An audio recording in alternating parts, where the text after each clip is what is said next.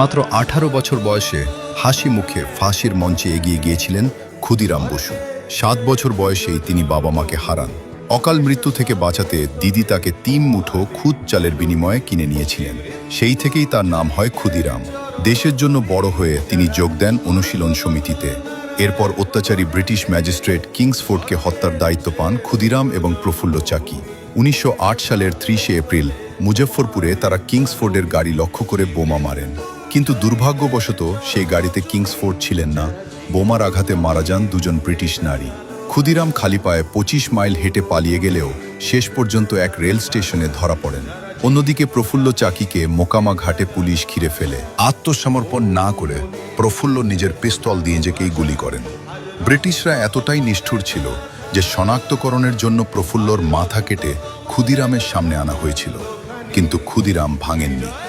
সহযোদ্ধাদের বাঁচাতে সমস্ত দোষ নিজের মাথায় নেন। বিচারক যখন তাকে ফাঁসির আদেশ দেন, ক্ষুদিরাম হাসি মুখে বলেন, সময় দিলে তিনি বিচারককেও বোমা বানানো শিখিয়ে দিতে পারেন। ফাঁসির মঞ্চে যাওয়ার সময় তার হাতে ছিল ভগবদ্গীতা। দেশের এই বীর শহীদের প্রতি শ্রদ্ধা জানাতে কমেন্টে জয় হিন্দ লিখুন।